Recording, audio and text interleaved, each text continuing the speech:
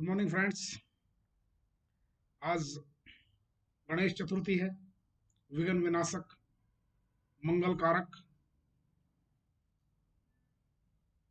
तो गणेश जी की चतुर्थी पर आप सभी को बहुत बहुत शुभकामनाएं। ये मंगल मोदक हैं, विघ्न विनाशक हैं, बुद्धि के दाता हैं, रिद्धि सिद्धि की खान हैं। इसलिए कहा जाता है कि सभी लोगों की गणेश जी जो है वो रक्षा करते हैं और लाज जरूर रखते हैं। ये जीवन में ऐसे क्षण आते हैं सभी के जीवन में, जिसमें जब आदमी, व्यक्ति, कोई भी हो, चारों ओर से घिर जाता है, तो फिर ईश्वर की जो शरण होती है वही इंपॉर्टेंट होती है। महाभारत में भी कहा गया है, जब अर्जुन युद्ध क्षेत्र से दूर थे और युधिष्ठिर को चारों ओर से घेर लिया था, तब कृष्ण को अर्जुन ने कहा था, धर्मराज समीप रथ को शीघ्रता से ले चलो, भगवान मेरे शत्रुओं की सब दुराशाएं दलो। इसी प्रकार से गणेश जी के बारे में भी यही कहा जाता है, विघ्न विनाशक, मंगल कारक।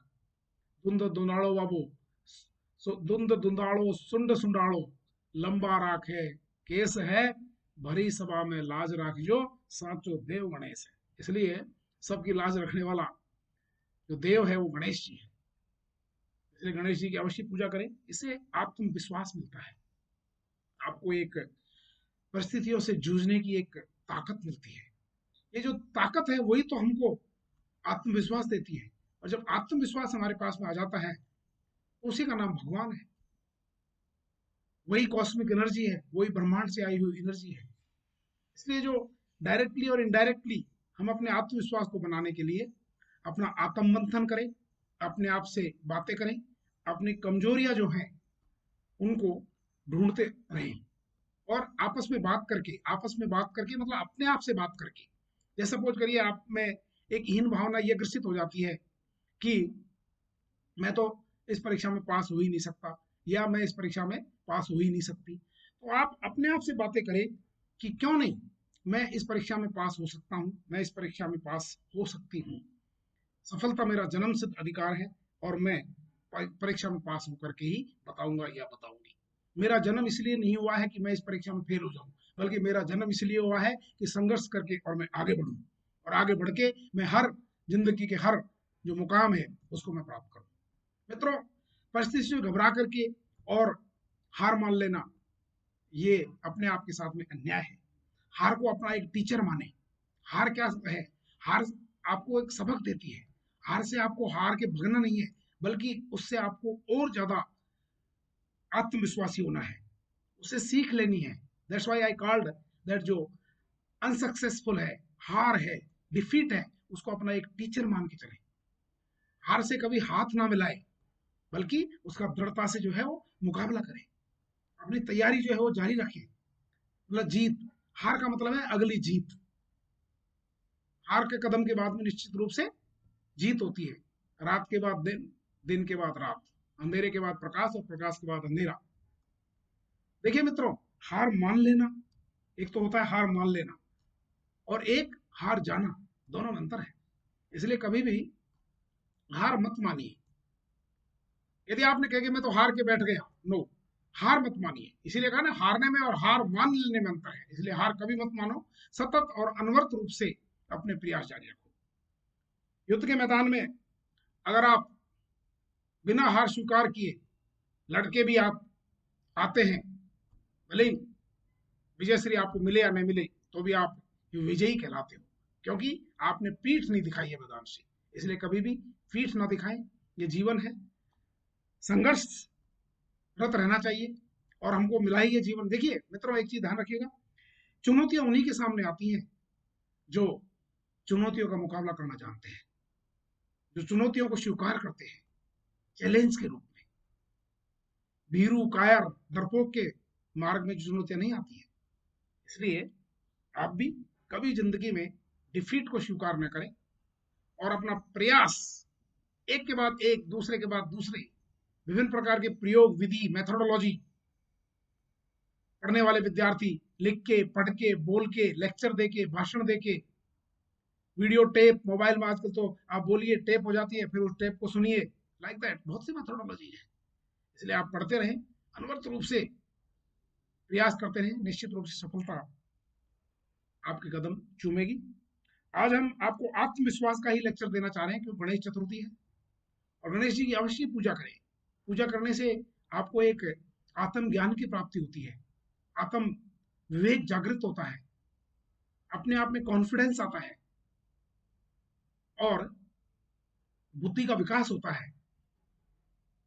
विघ्न विनाशक है, इसलिए जो जितने भी विघ्न हैं, गणेश जी की अवश्य पूजा करें, मोदक लड्डू का भोग लगा दें।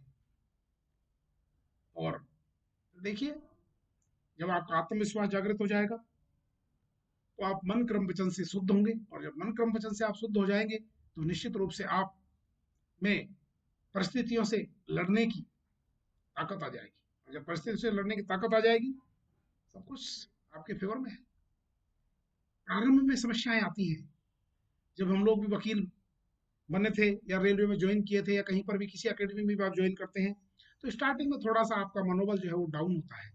जब प्रथम बार आदमी वकील के रूप में कोर्ट में जाता है तो थोड़ा एक्साइटमेंट लेवल बढ़ा हुआ होता है, लेकिन धीरे धीरे धीरे वो सब कुछ नॉर्मल हो जाता है।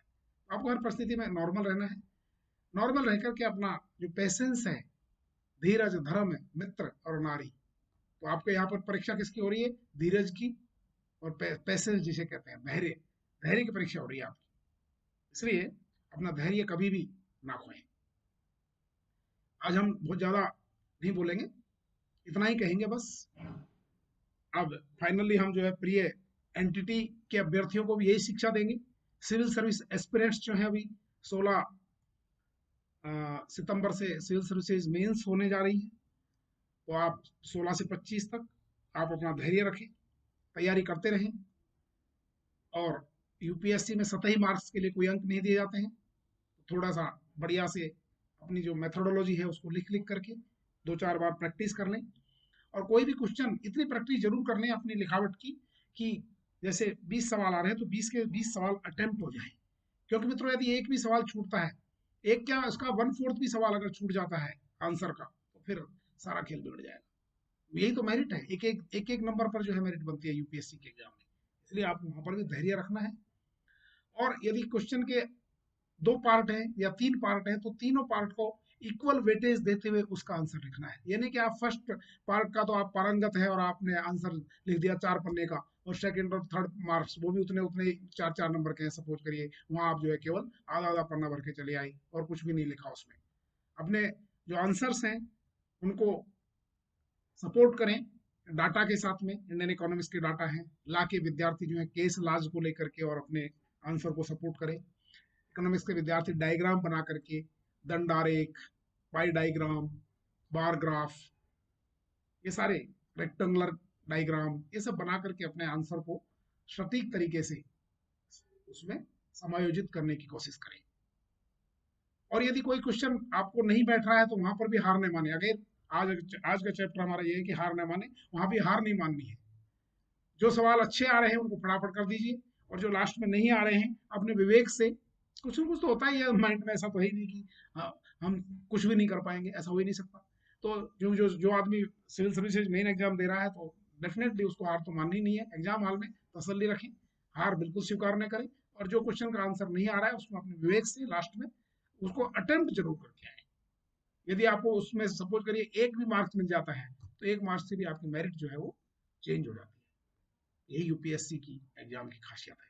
इसलिए दृढ़ता रखें, हिम्मत रखें, हिम्मत ने हारियो प्रभु ने ना बिसारियो, बस।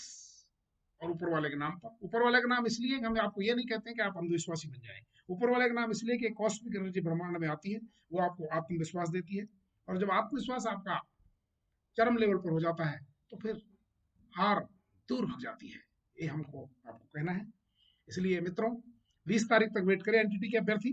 20 सितंबर को आपके केस लगे हुए हैं। अभी तक किसी ने कोई रिट विट दायर नहीं करी है किसी भी प्रकरण में, एनसीटी वालों ने या किसी ने भी। लोग आपको जो है लगता है कि गुमराह करते हैं मोटी फीस लेकर के, और फिर आपकी फाइल को डंप करके रख देते हैं, ऐसा मुझे प्रतीत होता है। I am not sure, but मैंने कहीं देखा नहीं है कि एनसीटी के अभ्यर्थियों की कोई रिट जो है वहां दायर हुई है, या जम्मू के कोई रिव्यू पिटिशन लगाई गई है। जम्मू का लेटर हमने देख लिया है, और दैट इज वेरी इंपॉर्टेंट, और आप जो है उसमें रिव्यू पिटिशन लगा सकते हैं डेफिनेटली। आ जाइए हमारे पास में, हम रिव्यू पिटिशन लगा देंगे आपकी। बस इतना ही हमको कहना है।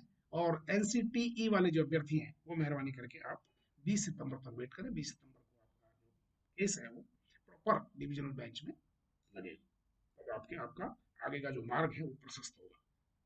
तो बी हैप्पी। त्योहार का मौसम शुरू हो गया है, बरसात लगभग खत्म हो रही है, मानसून सिमटता चला जा रहा है, पानी इस बार खूब गिरा है। जयपुर के पास में बीसलपुर डैम भी फुल लबालब भर गया है, ऐसा पेपरों में पढ़ते रहते हैं, तो पानी की समस्या खत्म। लेकिन अब मौसमी बीमारियों का थोड़ा ख्याल रखें, क्योंकि अभी डेंगू मच्छर, ये मच्छर, वो मच्छर, दुनिया भर की चीजें, कोरोना भी है। तो प्लीज डिटोल का इस्तेमाल करें, निश्चित रूप से डिटोल का अवश्य इस्तेमाल करें। ऐसे ही जो ये मच्छरों की दवाएं आती हैं, इनको आप गड्ढों में, पानी में, इनमें छिड़कते रहे मेहरबानी करके। आपके आसपास जो घर हैं, पक्षियों ने घोंसले बनाए हुए होते हैं, उन घोंसलों में से जो यदि बच्चे पक्षी निकाल करके ले गए हैं तो उनको हटा दें, दूर कर दें उनको, और उन पर जो है कुछ पाउडर या कुछ इस तरह की केमिकल का छिड़काव कर दें, ताकि आपके घर में आसपास कोई बीमारी घर में कर जाए। ये बहुत ज़्यादा जरूरी है, मौसम बीमारी बरसात के बाद में, ये हमारा कहना है। तो आज हमने कई हार के ऊपर भी लेक्चर दे दिया, सिविल सर्विस के ऊपर भी दे दिया, एनटीटी के अभ्यर्थियों को भी हमने जो है टच करने की कोशिश करी, और फाइनली हमने मौसमी बीमारियों से किस प्रकार से निजात ली जाए, और इस जगह आप डेटॉल का इस्तेमाल करके अपने आप को फिट रखें। बल्कि मैं तो कहता हूँ 2 बूंद या 3 बूंद पानी बाल्टी में डिटोल डाल करके और फिर आप डेली नहाएं, बहुत काम की चीज़ है, बहुत लाभदायक चीज़ है। और कूल रहें, प्रसन्न रहें। अगेन, पुनः, विघ्न विनाशक, मंगल कारक, रिद्धि सिद्धि के दाता गणेश चतुर्थी पर आपको बहुत बहुत शुभकामनाएं, बहुत बहुत मुबारकबाद। आपकी हर मनोकामना भगवान गणेश पूरी करे, ये हमारी दुआ है, ये हमारी कामना है। Thank you very much. Bye bye, have a nice day. Thank you very much. हमारा पता वही है, 821 आशीष जयपुर, और मोबाइल नंबर वही है 95 092 96 96। Always thank you, bye bye, see you.